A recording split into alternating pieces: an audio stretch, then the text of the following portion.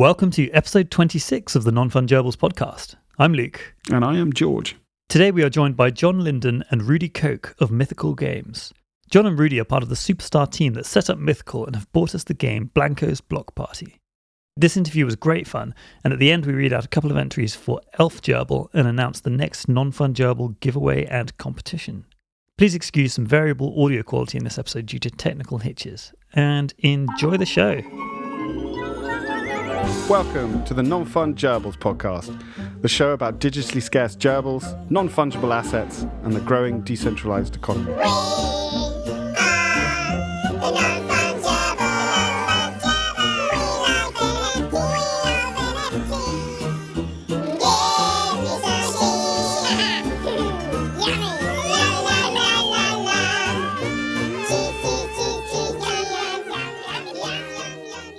So, John and Rudy, thank you so much for joining us. You guys are from Mythical, and you have an incredible new game out, which we're going to dig into. So, yeah, thanks so much for joining us today. It's great to be here. Thank you for having us. Awesome stuff. Okay, well, first thing to do would just be, give us a bit of background about yourselves. Maybe Rudy, we'll start with you, and then, then let's talk a bit about Mythical, and then on to Blankos. Sure, yeah. I'm Rudy. I'm co-founder and head of BD at Mythical. I come from over 10 years of traditional mass market game development. Started out my career at Disney on a game called Club Penguin, which is one of the early pioneers of the free-to-play model. And it was really something to be on the ground floor for that transition. It's become such a dominant model over the last 10 years. From there, I went to Activision, worked on Call of Duty for 6 years, shipped 5 Call of Duties. It's where I met John and Jamie. And then from there, went on to Blizzard to work on the World of Warcraft development team, which was a real treat to work alongside the people who created that game. And to be part of that universe was really, really cool. And then from there, stumbled upon blockchain, and got in touch with John and started going around the rabbit hole and thought, what on earth is this? But it was pretty easy to connect the dots, and here we are. Yeah, so I'll give a quick introduction. From John Linden. So I was former studio head. I started my career actually as a studio head at Activision. So I am one of the Call of Duty studios, mostly Call of Duty focused. So we shipped 4 Call of Duties, as Rudy mentioned. I think you shipped one before I got there as well. So you had one on me. But we worked, everything from Black Ops 2 to Ghost, to Advanced Warfare, Black Ops 3, things like that. And then we actually had our own idea for a game. So we did a game called Skylanders Battlecast, which is this concept of it's kind of after Hearthstone had come out, this concept of taking physical trading cards and bringing them to life. So we already had kind of a toys to life concept with Skylanders. We wanted to do a cards to life. And Rudy and I have kind of joked, it's kind of like the original NFTs, right? It was a way to kind of secure a physical asset into a secure digital asset. And it was a really, really fun project to do back in, it started since 2014. And it's kind of, we'd had some augmented reality in it. We had physical trading cards. We had deals with Toys R Us and all that. So that was a lot of fun. That was the last game we had done at Activision. Ended up leaving there and had a mobile studio called Seismic Games. So we were mostly known for a game called Marvel Strike Force, which is a top 25 mobile game in the Marvel universe. The game did really, really well. It's still doing incredibly well. I think Scopely has it now, and it's just kind of a powerhouse of a game right now, which is awesome. We did a couple of projects there as well. We did a Blade Runner VR game. We did a lot of experimental stuff. We built the Millennium Falcon ride for Disneyland, which was awesome to be part of that and be part of the Star Wars universe. And then we built another kind of experimental game on set-top box with a local phone to where you could buzz in and play Jeopardy along with the video. And that actually won an Emmy this summer, which is kind of cool. So a lot of experimental work, but we also had a couple groundbreaking pieces in terms of like big RPGs, big trading card games, things like that. So that was it. We ended up selling that company to Niantic in 2018, and then Rudy and I started talking. We've been watching the space for a little while and said, God, this is actually, we honestly started off, we were like, let's make a few little blockchain games on the side. That'd be kind of fun.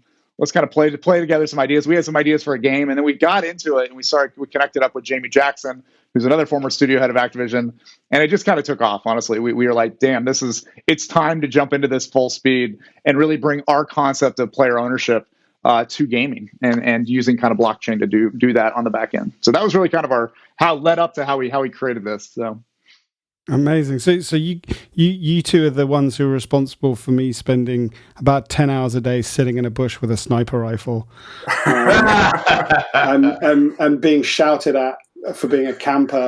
In our world, I was going to say, in our world, we call that a camper. So exactly. Easily the most fun I've ever had gaming. So thanks for that, guys. It was good times.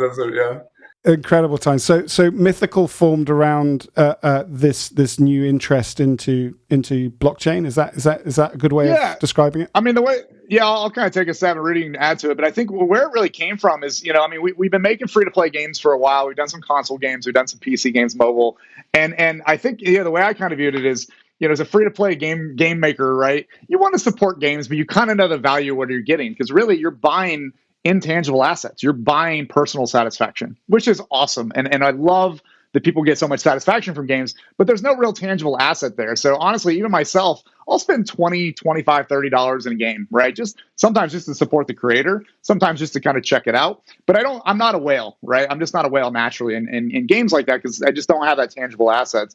And we started talking about like CryptoKitties, and suddenly next thing I know, these freaking 2D cats, I bought like $600 of cats, and I'm like, what the hell did I just do? And I think that was a really big moment for me, at least, in terms of like, oh my God, this actually changes consumer psychology and perception of what this is, because I'm not necessarily looking to make a profit on those cats or take a loss in them, but I have a choice as a consumer. And that was a big moment of really, we've seen things for a long time, virtual currencies and all that. But the idea of now putting the power back in the consumer's hands to where they can make a decision. If they have buyer's remorse for whatever reason, they can sell it at a loss. They can wait and hold it, sell it at a gain. Maybe they just want to trade up, like baseball cards, things like that. There's a lot of cool stuff you could do. And that was really the genesis for me. Rudy, I think, had a similar genesis. We started talking. We're like, I remember a call. You called me. You're like, hey, have you heard about this blockchain game stuff? And I'm like, dude, I just spent $600 on CryptoKitties. We should talk. So that was really kind of where that started. And we started just kind of going from there in terms of like, okay, this is really cool concepts. A lot of it I felt was very academic, but how do we really bring it into mainstream games and the games that we've made in the past? How do we bring it into our world, right? In a very way that consumers can understand. So.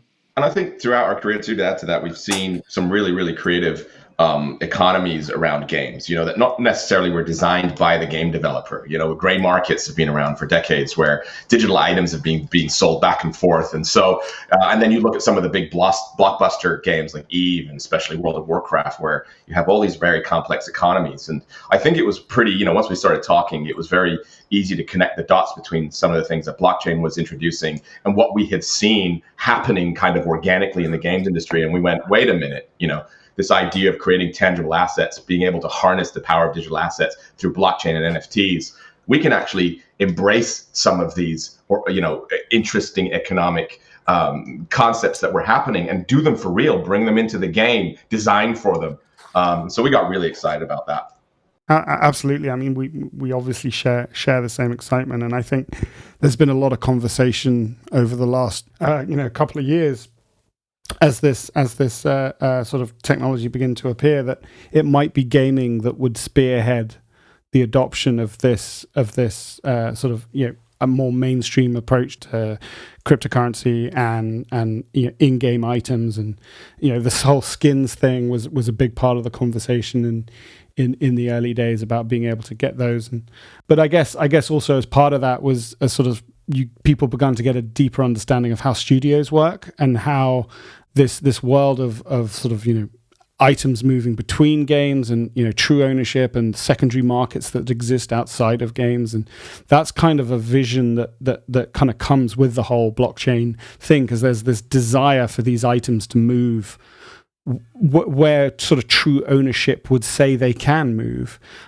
So how do you guys see that in relation to Mythical and your thoughts about on-chain items and how people want to move them? I'd love to take a first shot at this. I think the first thing, honestly, is it's kind of deeper, I think, even than that, to be real honest, right? I mean, the entire world of gaming is starting to shift, and it's been shifting. I mean, it's not like a recent thing. It's been shifting for a while, right?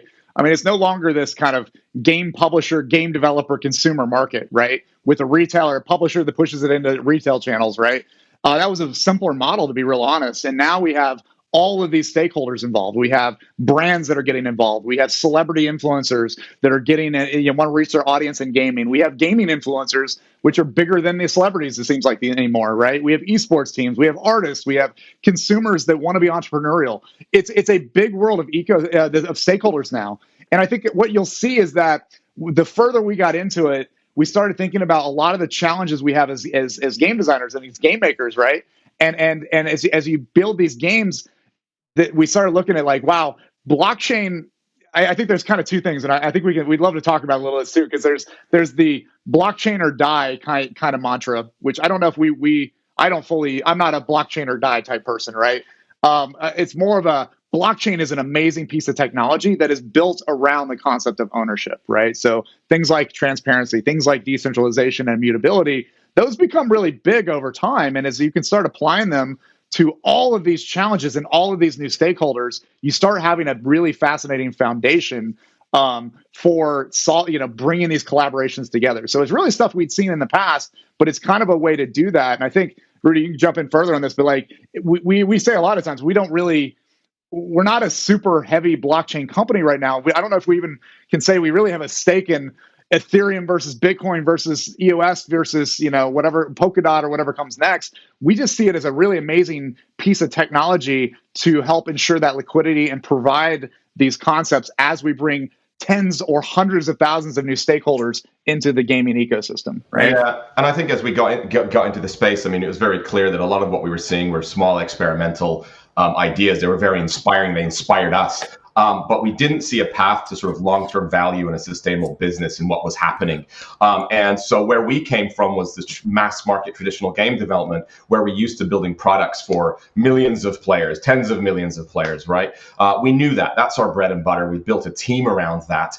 And so what we wanted to do was not just get in here. I mean, I'll say that initially we wanted to just do a couple of experiments, but it blew up pretty quickly because it became clear that what we needed to do was not was rather than taking, it's not just about mass adoption for blockchain. It's about bringing mass market challenges and solving them with blockchain. And that's what we are doing with our game and with our team is we look at blockchain through the lens of mass market. What kind of value does it bring to that world? How do we interpret these ideas and deliver them in a meaningful way? When you think about games, right, they're not an essential service. People don't have to play games. They do because they have fun. And it was very clear very fast that we had to lean into that. That's what we know best. And then see where blockchain really adds value to that. Which brings us neatly into Blankos, which is I imagine the culmination of this thinking. Do you want to give us just a sort of a brief overview for any listeners who haven't sort of jumped into that yet? What Blankos is and how it came how it came to reality. Yeah, sure. I mean, I think Blankos is for us. Honestly, Blankos started off as a tech demo. To be real honest, we were wanting to jump in and be like, what does player ownership look like?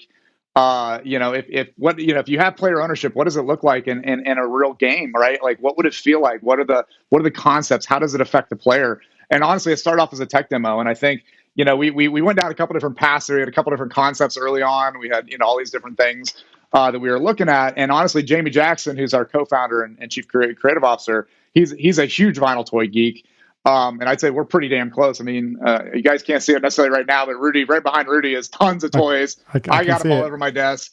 I mean, we've spent a ridiculous amount of money probably in our lifetimes, as you've spent on like Call of Duty and stuff, which we appreciate. We spent on vinyl toys and supporting vinyl toy artists. So it was a model that we really liked. And Jamie, he's been talking about that for a long time. Like, I want to build a game around the world of vinyl toys. I think there's something cool there. As we got into it, we were like, damn. One, it is really cool. I mean, it's a cool world, and it can be a brand safe world too, right? Which it's one of our criteria is we wanted something that anybody could play in. But then, more importantly, if you think about some of the original concepts of vinyl toys, it fits so well with what we wanted to do digitally, where artists would buy silhouettes, blank silhouettes, and then from there they would take those blank silhouettes, they would paint them and make them their own creation out of that initial silhouette, and then they'd resell it back to their fan base or their audience, right? Using, so it was a very great parallel to say, oh my God, that's a pretty awesome concept to where players can come in and get something cool and mix it up and change it over time and then possibly resell it to somebody else, right? So that was really kind of the base concept. The game is, I think, going to be a lot of things. For us, it's still an experiment, right? It's still we want to bring a lot of these concepts. I think Rudy kind of nailed it a second ago, saying, a lot of the stuff we think in blockchain is still pretty academic, right? And I think there's some really cool things coming out of it that we'll keep trying to bring into this world as we can bring it to the general consumer. I think the one other thing I'd just like to say is around consumers. Like, I still think we're super, super, super early in the blockchain days, right?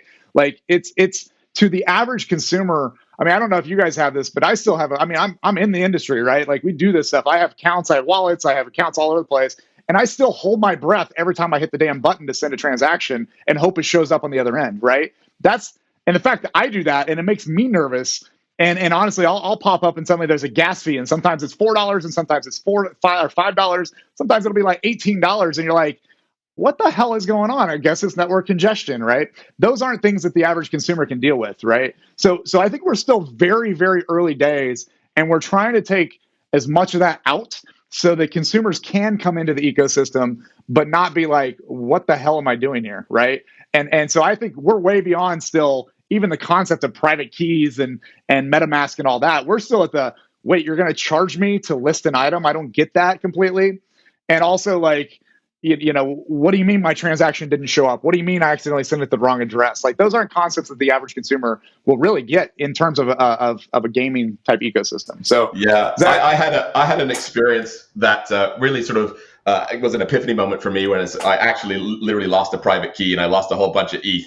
And there was literally nobody I could call to which is something you would think to do immediately with any service that you use. And I remember thinking, geez, well, what if I was playing World of Warcraft? I've been playing that game for 15 years, and suddenly I lost my account information, and I call them up and they say, well, true ownership, tough luck.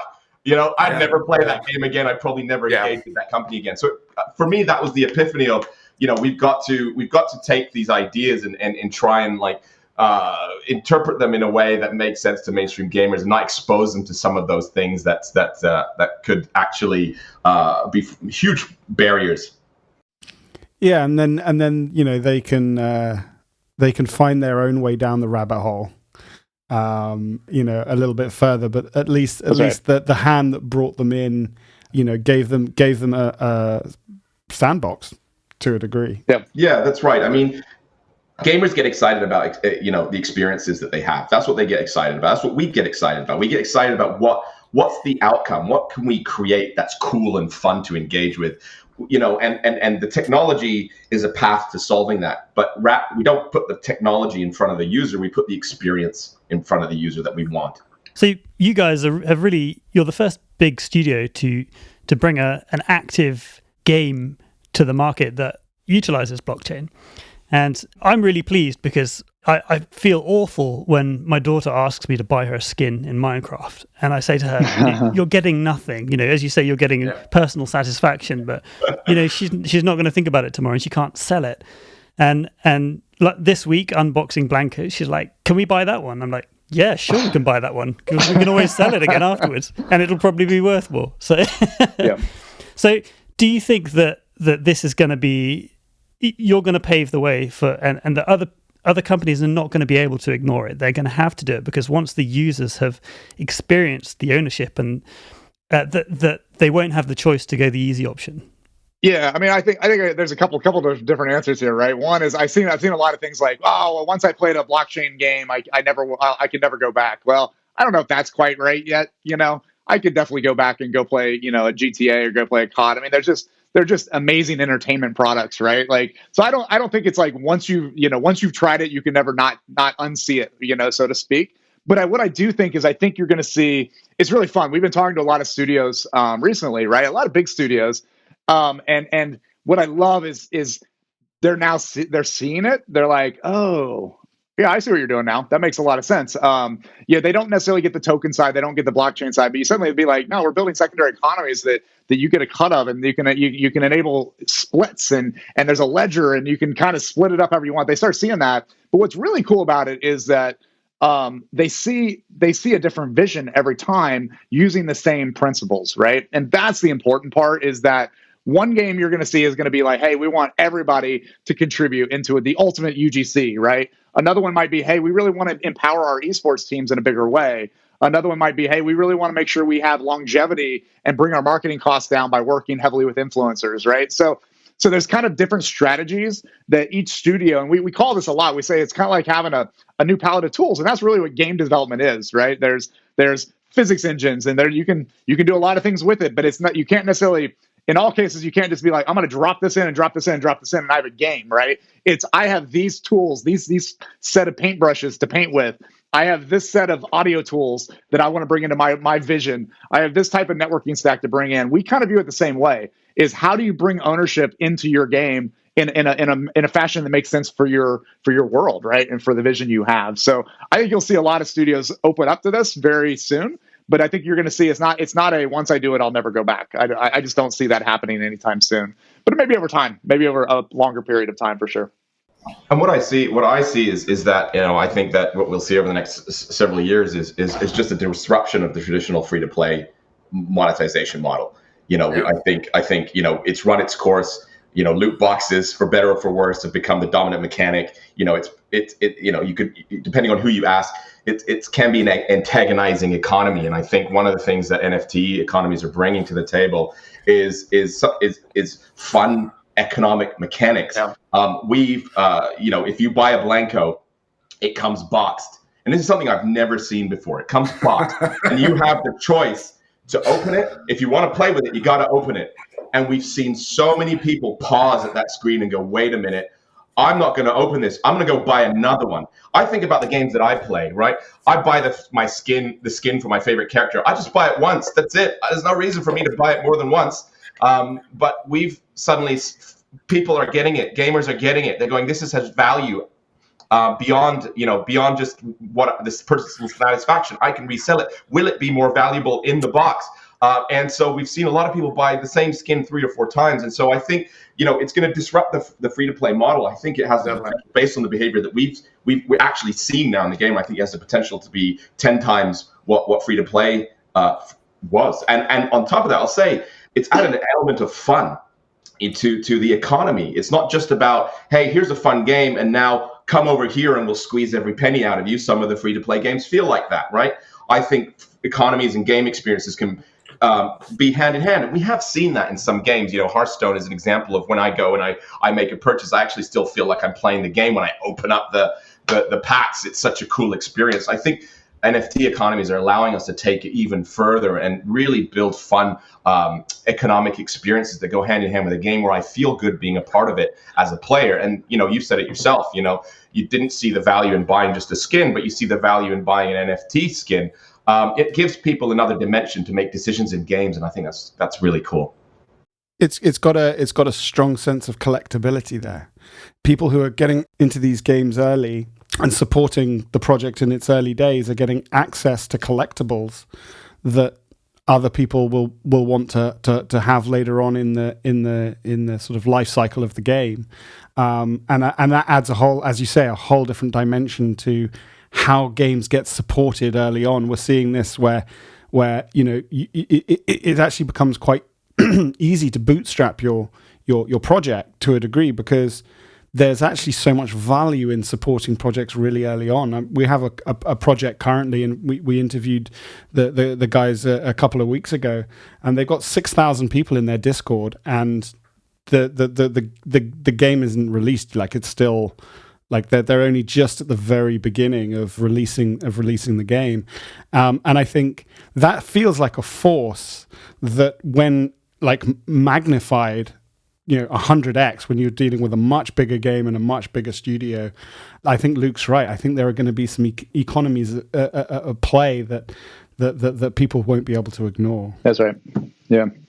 No, I think you're exactly right. I think there's a lot of amazing things that are coming out of this. I think like with any game, you have to be very, very careful, right, and how you design these mechanics, right? And even the pre-market stuff, I think you're absolutely correct that it's kind of like it could become the new Kickstarter, because you actually do have something that can be traded. But I think you have to be really careful. It's one thing we decided not to. We didn't want them fully traded ahead of time, because you can end up going a couple ways that seem good, but it actually can destroy the entire economics of the game, right? And I think that's something you really have to make sure you think about. And I think, I would always say still, like, game design is very important, right? It's not just about, we've used this term a lot. Sure. If your game kind of sucks without blockchain, it's going to suck with blockchain, right? It's not, blockchain doesn't fix it, but it can really enhance a lot of cool stuff. And I think we saw that a couple times. I mean, one, we've seen, we did these cards for South by Southwest, and there's several cards that are now selling for $5,000-$8,000. And I think, to be super honest, I don't know how healthy that is quite yet, right? Like, I don't think that's a very healthy ecosystem, and it's not something we're trying to encourage necessarily, of like, go sell it for $40,000. We'd rather see a longer term, kind of like a longer term growth over that, right? Like I start off at a $10 asset that becomes a $35 asset, which becomes an $85 asset that becomes a $200 asset, and has a really nice steady growth, just because that's going to support that community better. At some point, if it goes from $10 to $10,000, somebody's going to be held holding the bag, because you're going to cap out the value eventually. And so those are things you have to be careful of, right? And we've seen a lot of that, to where, hey, all our items are only going to be 5 of each, right? Well, one, that's not going to scale very well. And two, you might have the wrong. I think that's absolutely right. What we're seeing in blockchain right now is, I bet you his battery died. His batteries are always at like 1% when he starts anything. It gives me anxiety. Oh, no. But I'll just attack onto that. I think what we're seeing is that there's a lot of still early stages in the blockchain world. There's still a very maturing tech and industry, and in many ways there's still very much a pump and dump type mentality to a lot of the projects that come out, where the value ends up being amazing. You're like, holy smokes, like, how much did they just make in 6 days, and then they're vanished, right? And and so it's just sort of more of a short-term value, where we've our challenge is, how do we build an evergreen game where we want it to go for years? I mean, that's how you build a game today. You don't build a game with the intention for people to be done with it in a month. You build it to be evergreen for years. And so at the same time, the economy has to hold up to that as well. And how do we create long-term value in our game? How do we embrace some of these paradigms to create that sort of long-term value, not just be quick cash grabs up front and then nothing, Yeah, absolutely. It is a very strong and powerful technology, and I completely agree. The recipe by which you sort of put all the pieces together will kind of give a sort of have an effect on the life cycle of that project. I totally get that. And so as we sort of working through these unique challenges, I mean, we're confronted with things that I don't think anybody's ever solved before. Nobody's really built mass market game with blockchain, and so we end up in this position of like, how do we solve these problems? So from the perspective of, we need a long-term economy that survives 3-4 years, or as long as the game does. Also, how do we design this so that it also scales when we have 10, 20 million players? That's right. These are some of the things that I don't think anybody's had to solve before, and they're fascinating. We love solving them, but there's sometimes tension in trying to figure out where the right balance is. I think that's right, and I think we actually got maybe a little bit of heat from a few people in the crypto community, because they were kind of expecting a different outcome. They wanted something to where we can sell it out in 5 seconds, and I'm pretty confident we could come up with something we could sell out in 5 seconds. That's not a problem for us. But I think the problem is that wasn't our goal. Our goal was not to sell an asset out in 5 seconds and somebody's going to be able to flip it for 200 times the value tomorrow, right? The goal is to really get something awesome to build that foundation of a real gaming community, right? Because I hate to say it, but like if you have a game that all your really cool assets were bought by 100 traders or collectors, and the gamers community themselves don't have those, it's not really going to be very valuable to the collectors long term, right? Because now you haven't actually brought that into a real like economy of a game, right? So our thing was, and like I said, we got a little bit of heat for like, hey, we're not going to reveal the supply or the max count number right away, right? We will, but we want to hit some thresholds first to make sure we've seeded a community that's going to get that game taking off, because honestly, the best thing we can do for a collector or trader is to make sure there's longevity, make sure the game gets to millions of players, make sure that the value to the players it becomes really, really big. Not trying to sell out to 100 people that own all the assets, right? And I think it's a concept that we saw, and I think we can always do stuff wrong, right? But I feel like we kind of held our guns a little bit. We really stuck to our guns, like, hey, we're going to go through this, and I think everybody's going to be very happy with the results now, because we have a big community already. We have a growing community already, and a lot of these players now will also experience some of those lifts. And as they experience those lifts, they're going to reinforce that economy, and the people that are kind of along for the ride will really be along for the ride, right? So those are things we look at, and I think it's tough. I think Rudy kind of mentioned it. Like it's a lot. There's a lot of new concepts that are all coming out for the first time, and it's fun being part of it. To be real honest, we're very excited to be there. That feels absolutely the right way to go, because some of the stuff we've seen happening in the space is really actually all about story building, and the things that have become most valuable have this kind of story behind them.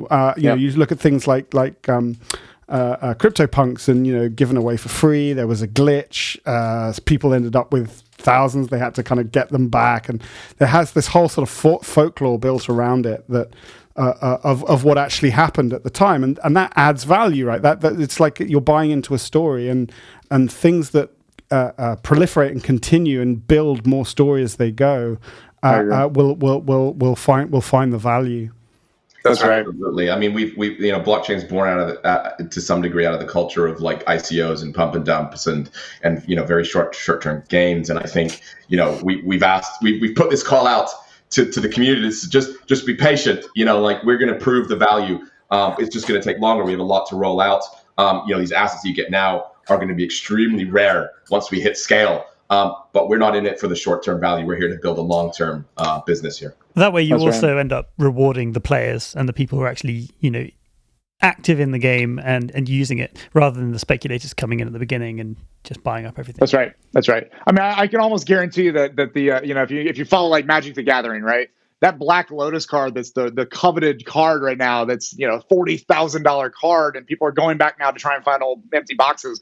Pokemon cards are doing the same thing. Those wouldn't be worth the value if they had tried to sell those to 100 people initially, right? Those are worth that because they have millions and tens of millions of players and people around supporting that brand for a decade, right? That's where the ultimate value comes from. And now that's obviously very easy to see on a physical side. But if you want to do the same thing on digital, you have to have a lot of the same principles, right? You have to have an ecosystem. You have to have a fully fledged economy that has longevity. You have to have a lot of these things before. Otherwise, it's kind of a pump and dump, right? It's like, and that's not who we are. We want to really build something. I mean, our view is we're looking 10 years out on a Blankos game. Like, we want this game to be operating 10 years from now. So what's the long-term vision with Blankos in terms of the features and things that you're going to build this out with? Yeah, I mean, so we have kicked off beta just not too long ago. We got players in the game. We're now working hard towards our main launch. What you see in the game now is, I think we're calling it Season 0, which is the first batch of content available to players. These are NFTs you go in and collect. And just like any sort of free-to-play game, now we're going to move into seasonal content. We're going to launch, release new items. We're going to get to play around with the concept of scarcity. Different seasons will introduce items with different supply limits. Some will be time-based, some will be fixed. And we'll also be introducing new mechanics from a game perspective. We've got the build mode in now, which has shoot, collect, and what was the third one? Race. And the players can build their own levels. They can do all kinds of interesting mashups. We've seen some really cool stuff. There was one level where you could create that one team was racing, the other team was trying to shoot the racing team to try and stop them from getting to the finish line. And so, even with this 3 mechanics, we've seen some really creative stuff over the years. We're gonna undoubtedly release more mechanics.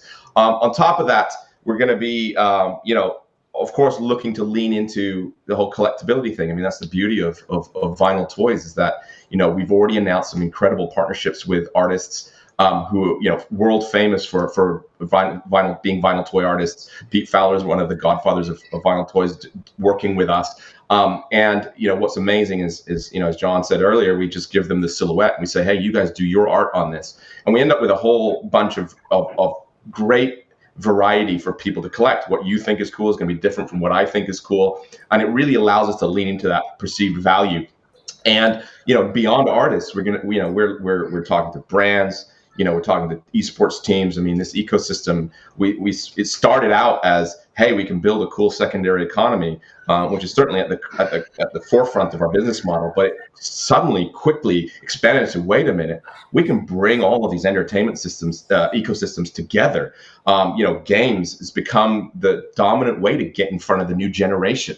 And you're seeing that organically happen with games like Fortnite, where they announced the Star Wars trailer for the first worldwide premiere was in Fortnite. That's the way you get in front of gamers. So for us, we're going to lean, you're going to do a lot of great, exciting more content to keep it fresh for players. We're going to be exploring, new partnerships, really cool partnerships that we've got on the horizon, and keep evolving this economy and building value for the long term. Really, really interested to continue digging into that. I suppose as part of that, it would be interesting to know how the initial gamers have taken the game on. Any stats to share in terms of how that's looking?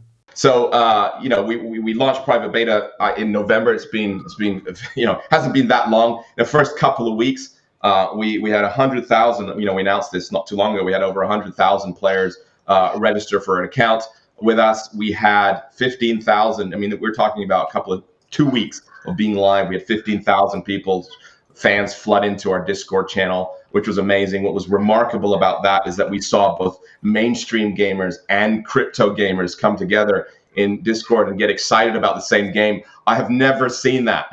I was actually, remember the day, I was very nervous about these two groups. It was like you've got two groups of friends who you get along with, but you don't know if they'll get along with each other. But it's been amazing. It actually has been amazing. We've got a blockchain channel in our Discord. Mainstream gamers every now and then stumble into it and are like, what is blockchain? And we've got a bunch of blockchain gamers who very eloquently explain it, and it's been fascinating. I'll add a couple of more stats to it too. As of I think just yesterday, players can build their own levels. We've had about 4,000 custom levels built that are out there that you can play. I mean, this is an example of the power of leveraging player creativity. You give them the right tools and they'll create experiences that we couldn't even imagine. And what the result of that is just constant fresh content for players coming in. There's about, when you spawn into the junction is the social hub of our game, you get puked out of a cat. Which is what, I mean, it might sound strange to you, but that's very normal in the vinyl toy universe.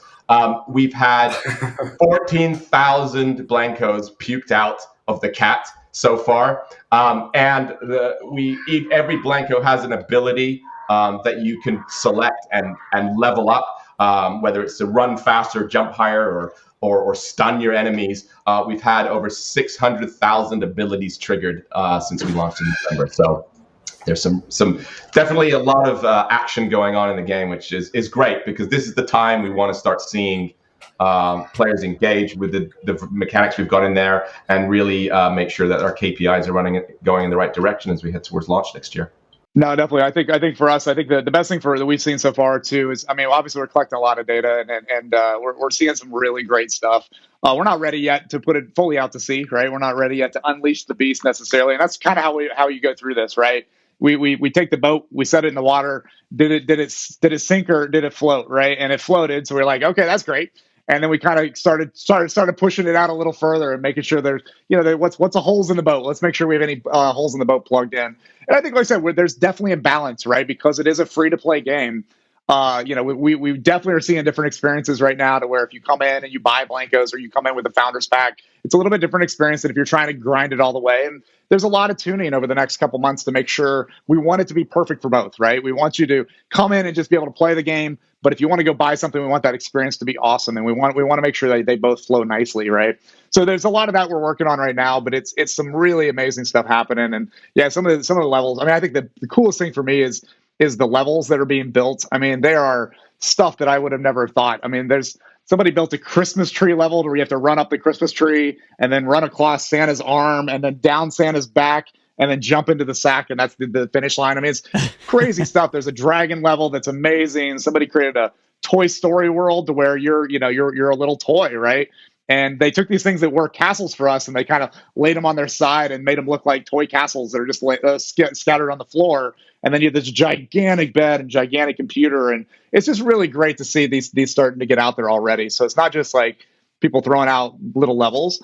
They're really figuring it out. And I think the last thing I love is that I'm constantly amazed at how well players figure out good game design. Like we see a lot of, classic 3-lane shooters, right? And that takes a lot of work to kind of balance a game to say, okay, hey, there's a middle lane that's going to be contested, and then there's my lane and your lane, and we want to make sure there's no spawn camping and things like that, right? So players are figuring it out and building that stuff on their own. We got to watch out for campers like you, basically, I think is what we're looking for. So but I think that's been great. We're definitely taking the time to tune guns. There's certain things that don't feel necessarily as good, and it really just takes a lot of data to kind of find out what needs to be nerfed, what's OP. And we're in that phase right now, and it's a fun phase, to be real honest. But we're working hard to get a lot of these last core systems in place. There's still a few big surprises that'll be coming soon, and we're working to get all that in and get this whole kind of loop working. So I think it's going to be a really really fun going into 2021 with this game for sure. Well, I'm really looking forward to it. I've been playing it with groups of people and Whale Shark and the whale community. Yeah. Awesome. And yeah, one of them figured out quite quickly that you could hop out and then fly up into the other team's spawn area and just camp there and shoot everyone as they come through. And playing as a group. It wasn't me. I promise it wasn't me. The funniest one though is somebody actually embraced that. They created this level. I can't remember what it's called.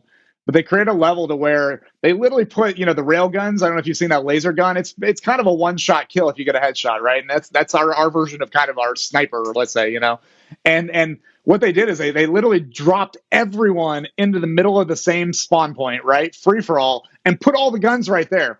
And you can run out and go out to the other parts of the map. But what you find is people just sitting there just powering, shooting the shit out of each other. And what's amazing about that is that watching the reaction, at first people are like, oh my God, this is a terribly designed level. Who would do this and put the spawns right with all the guns with everybody? And then about a minute and a half into the game, they're like, oh my God, this is awesome. I got another kill. And I think that's the beauty of this type of game is you can take things like spawn camping and you can make it the game. You can literally make it this crazy, OK Corral shootout that you better grab something fast and start firing because you're going to die 2 seconds later, and it becomes fun, right? And that's the beauty of Sandbox, and that's the beauty of empowering creators, right? And those are the things we just get excited about all day long, seeing that stuff pop up. So we've got a level for everyone, even the campers. Including campers, exactly. I was saying someone needs to make blankosbazookas.com and have a map to where all the bazookas. The first thing I do when I get into a level is where's the bazooka? Because exactly. Yep. You and everybody else. Yep. It's fun. I mean, honestly, we're seeing it's so great to empower people. And I said, I think we're learning the loops, what's working, what's not, and we'll be able to go back and really make sure that it's a rewarding experience, right? It's a rewarding experience to be collectors and collecting these Blankos. It's a rewarding experience to play and compete, and it's a rewarding experience to build.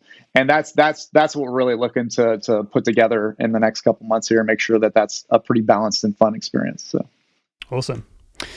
So I mean, looking forward to 5 years, what impact do you see this making on the broader gaming community?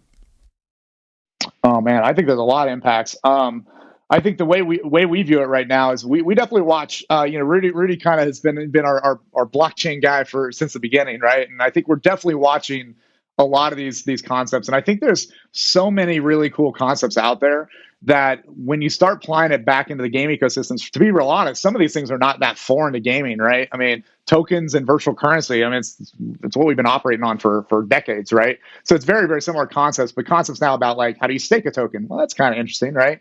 don't know if we've really explored that fully in gaming, or how do social contracts work, or social tokens work, or how does DeFi work within a gaming economy. So I think what we'll see 5 years out is we'll see a lot of these concepts that are fairly, they're popular, right, within the community, the blockchain community, but kind of bring those into the bigger worlds. And every time you bring one of those concepts, you're going to see 1,000 new use cases within gaming that appear, right? So I think it'll be an inevitable if you start forwarding out with some success of games to support this. It'll be very proliferate out into all these other games. And I think you're going to see more and more and more and more of these concepts come out within 5 years. Yeah. Yeah, absolutely. And I think we've seen, I've alluded to, some of these concepts that have existed in games, they've been organically happening, these economies, these gray markets, as recent as this year, there were games like Animal Crossing that came out and had huge gray markets, these complex economies that were happening just by accident outside of the game, and then on top of that, we're seeing brands and these entertainment ecosystems come into the gaming universe and find value in there. And all of this was accidental. All of this was not planned for. It's all organically happening. And so what I see is that, we're taking a lot of these concepts with blockchain and making them deliberate. And I think that's what we'll see. We'll see the gaming industry lean into these concepts more. And with our engine that we're building, we're embracing this stuff. We're going to allow, we're going to provide a platform for developers to do that. I think, that's one of the things that has to happen. We've got a very raw, experimental, John said, academic. It's very true. Blockchain is still very early stages. There's a lot that has to be built. And so on top of the game that we're building, we're sort of codifying everything, all the tools and systems that we have to build in order for other games to do this as well. So I think we're going to see a disruption in free-to-play monetization, traditional. I think NFT economies are going to become a really, really important way to monetize in games. And I think also games are going to, economies are going to be fun. People are going to enjoy being part of them. I'm curious if loot boxes are going to be slowly become a thing of the past because of it. Yeah, I think so too. I think we're going to see some really interesting stuff shifting over the next 5 years. We kind of call it the FOMO model now, right? So instead of the random chance model, you have the FOMO model. It's either I buy it or I have to wait and see what the market prices are at a year from now, and I might, So it really is it's a different way of looking at it, but we're excited about that. But I also think that I think the last thing I think we'll see within 5 years is, and we see this all the time in gaming, right? Is you see, Ninja seems to be a household name anymore, right? Well, I mean, that's been pretty damn recent, but he's gone from kind of he was a pro gamer. He's an amazing gamer. He's an amazing person like Tyler School, but he's now Ninja, right? And that was in a short span of 2 to 3 years, right? And why that happened is he figured out how to be the best. And to take advantage of these new shifts in platforms, in particular, I think you can consider Fortnite a platform these days.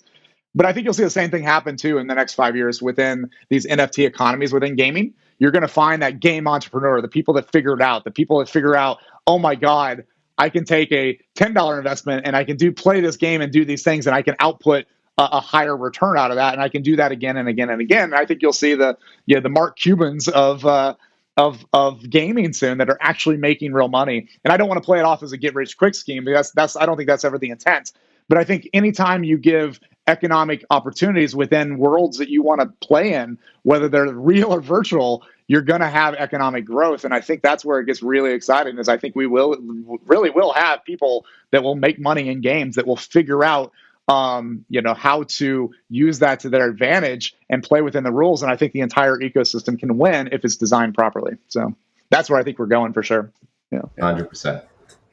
Well, I'm very much looking forward to seeing that unfold. And you've already won with me. I've spent more hours in Blankos than I have in any game over the last couple of years. Well, since GTA 5, really. Thank you for that. Yeah, thank you for that. Like I said, we're just getting started. I think you're going to see a really fun time ahead of us, and it's fun to be where we're at right now. And honestly, I just love seeing the community. We're seeing. Yeah, I think that's the other thing that's really been cool. I think Rudy kind of alluded to it earlier, of having blockchain and gamers kind of come together. But honestly, the community around Blankos is really awesome. I mean, it's very, gaming can be very toxic, right? And we've seen it. I mean, hell, in franchise we've worked on it, they can be some very toxic communities, right? And what I love is it's not it's about creativity. It's about, how do I do this? And then people are helping people out. Or honestly, the question, I think, Rudy, I'd love to reinforce that. It's so funny. I think this is one of our big contributions, is we have so many people on a daily basis that go into our Discord channel, and they're like, what's blockchain? And somebody will answer it, and they'll help them out. And they're like, I see. So I can do that and I can do that. And it means I can do that in the game. And people are like, yeah, that's great. And I think those are the big contributions that we can help bring is that, and that's where gaming in particular brings, right? Is it's not necessarily going to make you understand a private key better. It's not going to necessarily make you go use a crypto exchange better than somebody else, but it's going to bring the concepts that you can do in a very familiar territory. And once you get there, it's smaller steps into other expansions, right? So that's I think our big contribution is kind of bringing this into the general audience of like, oh, that makes a lot of sense. I can sell my Blanko and I can get paid and they show up in my whatever account, right? Stuff like that is where it's the steps, right, of getting this out there. Yeah, and I found our excitement in blockchain it just continues as new innovations come out. DeFi has been evolving like crazy this year. We beyond Blankos. I mean, our business goes beyond Blankos. Blankos is our first step to introducing these concepts, but we want to do a lot more. And we have our discussions around what we could do in the future with some of these new concepts. We're just constantly excited and inspired by the things that we can do. We love being in this space. Yeah. Fantastic. Well, so is there any shout outs you'd like to do or anything? Where can people find you? Where can people find us? I think find us everywhere. We are everywhere all the time. No, honestly, I said definitely check out our Discord. Rudy and I are on Twitter, but definitely follow Play Blankos. I mean, that's more important than Rudy and I. But definitely follow. Yeah, a little bit. I mean, come on. Now, honestly, I think it's a really fun community building. So I'd love to have players join our Blankos Discord channel, join Play Blankos on pretty much any social media. I think we grabbed every single one of those, which is great. So pretty universally, whether it's Reddit or Instagram or Twitter. But come join us and come join the community. I think that's really what we're asking, and just come check it out. And I think we'll all have some fun playing this together and kind of experiencing this together. And I'd say, check out blankos.com. We drop the latest news and all the good stuff on there. And there's some good, really, really cool stuff coming. Yeah, soon, very soon. Awesome. Well, thanks so much, guys. We'll probably see you next in the junction. Wandering around trying to find the next game. Awesome. Definitely. We'd love to play some games together. We'll have to friend up and go play some parties together. Yeah, I'll be sure to check all the bushes. Yeah, I'll be in a bush for sure with a bazooka. 100%. Awesome, guys. Well, listen, thanks so much for joining, and come back on in the not too distant and tell us more about how it's all gone. We would love to. Thank you so much for the time. Yeah. Are you guys up for reading out one of our gerbil stories, or potentially a couple of our gerbil stories? We tend to get. That sounds like a Rudy thing for sure. Rudy's. Depends on what am I signing up for here? I say, well, no, just because Rudy has two little kids right now, so I really want to see how well is his story reading skills going with two little ones in the house. So my kids are older. My kids are in college and high school, so I'm past my story reading days. But all right. No, I'd be happy to too. I'd love to hear Rudy do this. So. Thanks, John. You're welcome. I'd love to see Rudy do it. It's called delegation, man. Come on. No, I'm happy to do it too if you want. It's whatever you guys want. Awesome. Well, I've put 3 down, and so you can pick from the 3. And so I can tell you the winner is the top one. It's the top one. Okay. Is the top one by Blacko. But the winner is the hardest one to read. So that's the challenge on that one. Okay, so I'm going to switch you guys around because, of course, we've got to do this in reverse order. So, John, do you want to go for Alan Falcon? Since it's more of a story, and you can make it dark and brooding. And we'll make put it dark and brooding, huh? We'll put some wind noise behind or something like that. All right, let me see if I can do this. Should I read through it first, or should I just go first read here? Just go for it. Yeah. Go first read. All right, here we go. This is from @Alan Falcon. He was furry for an elf. Every week he'd get in trouble for gnawing on the presents from the workshop. He couldn't help himself, and his toy output was abysmal. All the other elves tried to help him out, but his little arms and his big round belly made him too slow. One day, he knew he couldn't take it anymore, so he ran away from home and ventured into the cold beyond the North Pole. He tried to dig through the snow looking for cookies and hot cocoa, but found only more cold, cold snow as he wandered further and further. In time, the elf found his way into the magical land of Vancouver, Canada. Half frozen and 3/4 starving, he sought refuge in a public library. He read over a patron's shoulder a tweet. A woman was looking for artists to create digital Christmas presents. Elf Gerbil logged onto a computer and found that he had a strong affinity with the mouse. He created crypto art and found the tweet. Then he submitted his creation, and a Christmas miracle happened. It was accepted, and he received magical internet money in return. The next year, he was crypto famous, living comfortably. Santa came knocking to ask the elf to return to the North Pole and teach all the other elves how to make blockchain-backed digital presents for the good boys and girls. It was the best Christmas ever.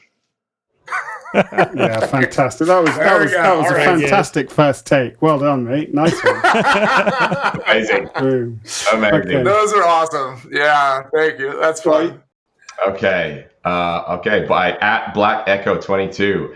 As Gertrude, the gerbil, lay in her elf bed, she pondered her life inside her elf head, making all things for the children to play with and enjoy. How could she gift NFTs? They weren't really a toy. With the pandemic persistent and social distance a thing, Gertrude drummed up a plan as joyous as she. This doesn't rhyme. She'd gift the kids kitties of the crypto kind, giving out fancies for all of them to find.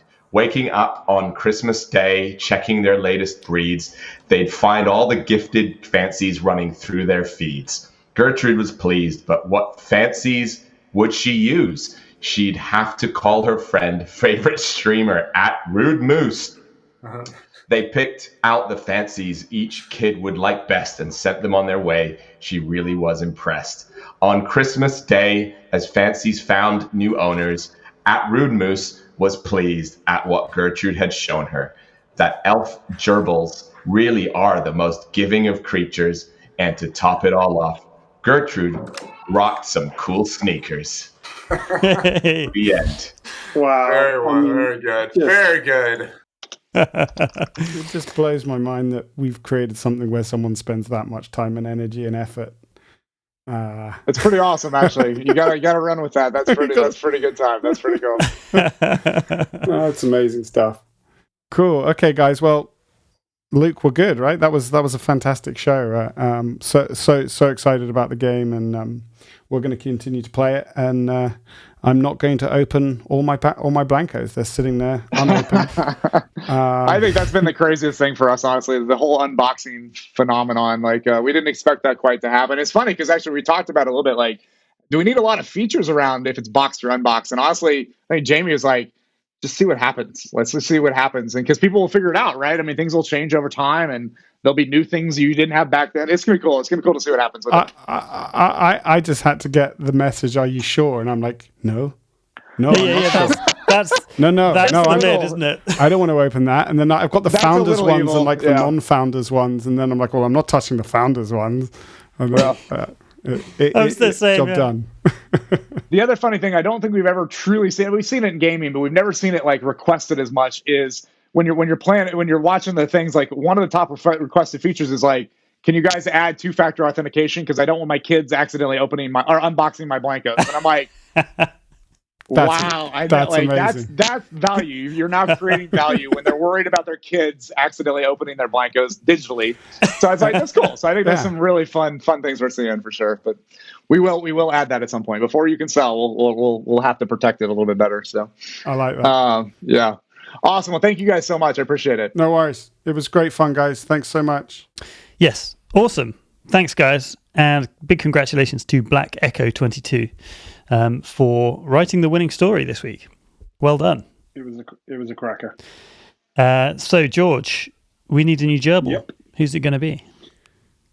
Well, what with the prices doing what they're doing on the markets, we thought it was a good time to unveil one of the best that we've ever come up with. The Gerbil of Wall Street. That's the one. The Gerbil of Wall Street. You've been looking forward to this for a long time, haven't you? It's one of the very first that we ever came up with, and it seems that the time is now, where the institutional money is flowing in. The gerbil of Wall Street it is. What's the backstory to that little guy? Yes. So if you're new to us, then write us an amazing short backstory and send it to us on Twitter with the hashtag the gerbil of Wall Street, and tag us at NonFunGerbils. And then, we will send a gerbil of Wall Street to everyone who writes an entry, and the best entry will be the artwork, will become the artwork. Yeah, looking forward to this one. Should be good. Yeah. In other news, we've just released Santa Gerbil via the Pranksy 2020 Advent Calendar. So that's great to have that out. And it's looking good. In addition to that, we have migrated to a new contract. So we've kept the old contract as it is, and we have a new contract, which is NonFunGerbils V2. It all appears in the same place on OpenSea. So that's not too confusing. But it enables us to have a new contract with Mintable 2.0, which basically reduces the gas fees by an order of magnitude. The problem was when we were going to mint Santa Gerbil, it was going to cost us $1,500 in gas. And with the new contract, it was $150. So yeah, thanks, Zach, for really being a legend and sorting us out a custom function in that contract quickly within one day so that we could then have our metadata on Arweave as well. So yeah. Such wizardry. Nice one. Yeah. And the other thing is that we are going to have a raffle for everyone who donated to our Gitcoin grant. We've got 2 t-shirts to give away, and we will be doing that in Discord. And then we are also going to give away another t-shirt to one random lucky person who owns a NonFunGerbils version 1 token. And yes, we'll do that then as well. Great. So have a fantastic Christmas, everyone. Indeed. Yeah. Merry Christmas. And yeah, we'll see you all in the new year. Yeah. Looking forward to it. Cheers, buddy. Cheers, George. Bye.